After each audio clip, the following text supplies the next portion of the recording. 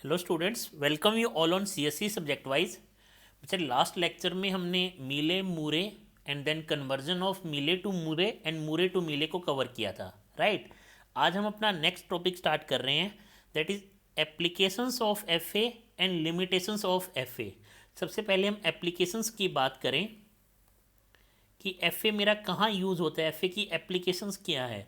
तो बच्चे सबसे जो फॉरमोस्ट एप्लीकेशन है, जब आप कंपाइलर रीड करोगे तो फर्स्ट है बच्चे कंपाइलर में ये लेक्सिकल एनालिसिस फेज में यूज़ होता है। एक्चुअल में उस फेज में वर्किंग क्या है इसकी, देखो बच्चे, कोई भी एक लैंग्वेज एल है तो उसकी सबसे छोटी एंटिटी क्या होगी, वर्ड। और वर्ड को मैं कहता हूँ बच्चे टोकन। सपोज करो बच्चे आपकी सी लैंग्वेज है, सी लैंग्वेज में आपके पास बहुत सारे वर्ड है। हमारी इंग्लिश लैंग्वेज है, हमारे इंग्लिश में बहुत सारे वर्ड्स हैं।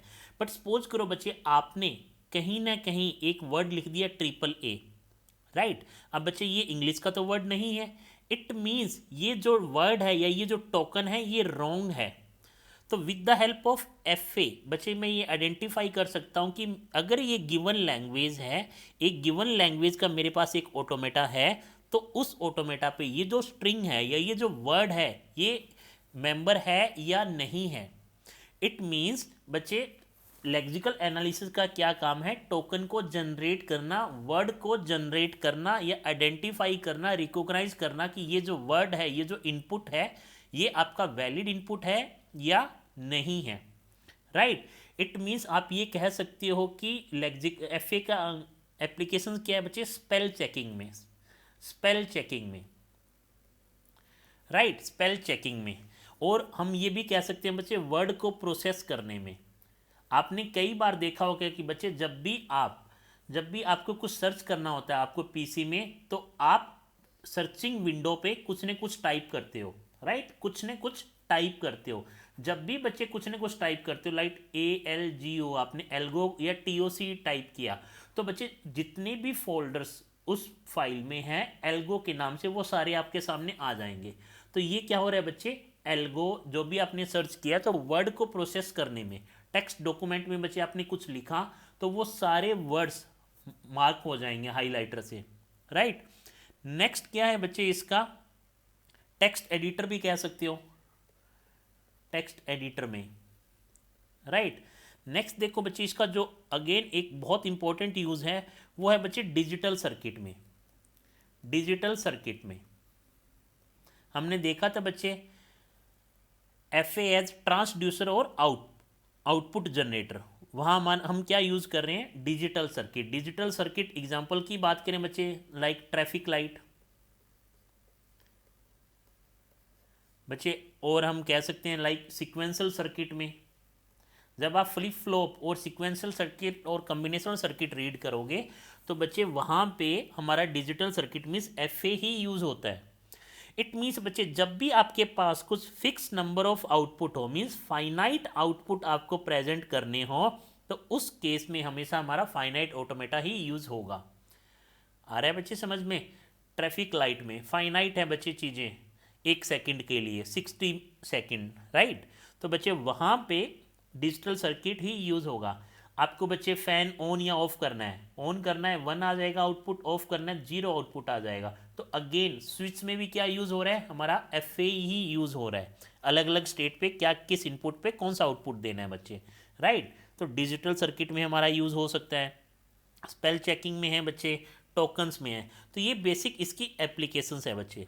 अगर अब हम इसके लिमिटेशंस की बात करें, लिमिटेशंस की बात करें तो लिमिटेशन है इसकी बच्चे कि ये कंपैरिजन नहीं कर सकता, इसकी जो मेमोरी है वो फाइनाइट है। फाइनाइट मेमोरी का मीनिंग क्या हुआ बच्चे, सबसे पहले आप ये समझो, फाइनाइट मेमोरी है।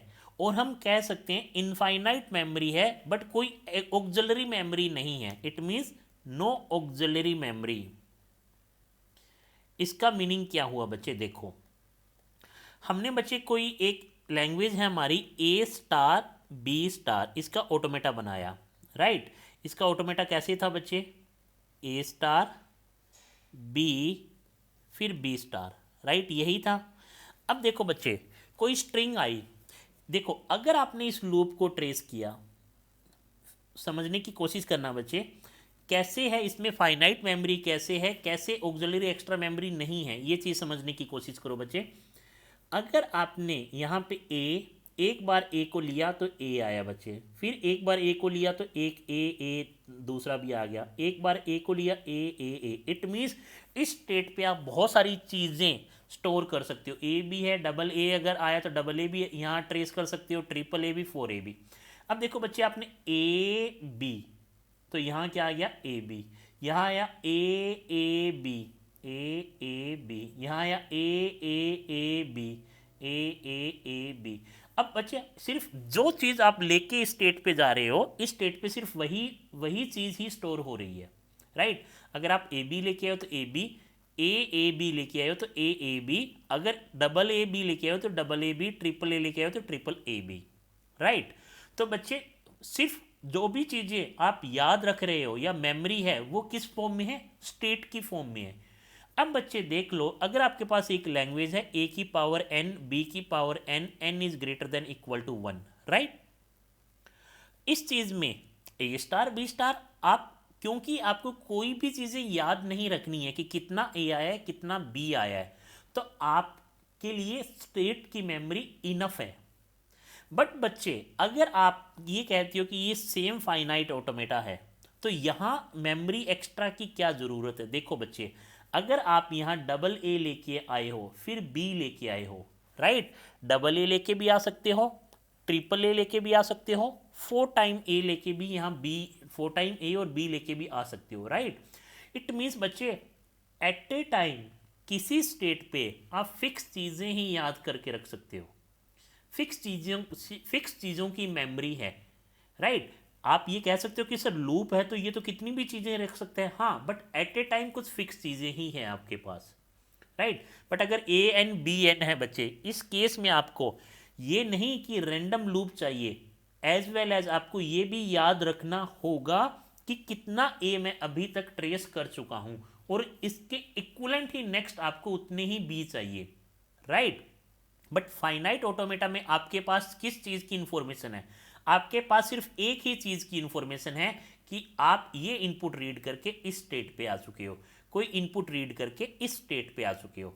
इट मीन्स फाइनाइट ऑटोमेटा में आपके पास क्या इंफॉर्मेशन रहती है कि आप इस टाइम कौन सी स्टेट पे हो, Q0 पे हो या Q1 पे हो।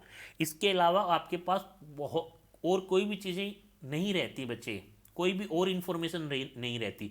बट अगर ये लैंग्वेज है तो इस लैंग्वेज के लिए आपको ये भी इन्फॉर्मेशन रखनी है कि आप कौन सी स्टेट पे हो, एज वेल एज आपने अभी तक कितना ए कर लिया है रीड, कितना बी रीड किया है, कितना बी और रिमेनिंग है, राइट।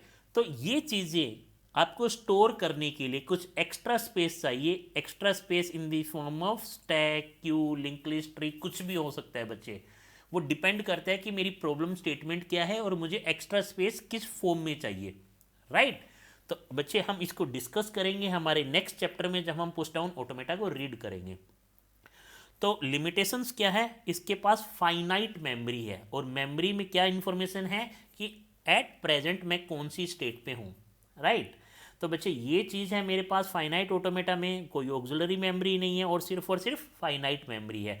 और ये हमने देखा है कि फाइनाइट मेमोरी से, फाइनाइट इन्फॉर्मेशन से, ये जो लैंग्वेज है बच्चे, इसमें इनफाइनाइट इन्फॉर्मेशन चाहिए आपको, कितना ए कितना बी आया, राइट, कितने भी ए आ सकते हैं कितने भी बी आ सकते हैं। मीन्स एन की वैल्यू रेंज बच्चे, एन की value greater than equal to 1 है, तो number of A should be equal to number of B where first A comes then followed by B, right. It means बच्चे A N की value कुछ भी हो सकती है, इनफाइनाइट वैल्यू प्रेजेंट हो सकती है। तो इस चीज़ की इंफॉर्मेशन बच्चे फाइनाइट ऑटोमेटा नहीं रख सकता फाइनाइट मेमोरी से, राइट। तो मिलते हैं बच्चे नेक्स्ट वीडियो में हमारे न्यू चैप्टर के साथ, that is push down automata, GATE point of view से बहुत इंपॉर्टेंट है। Thank you so much.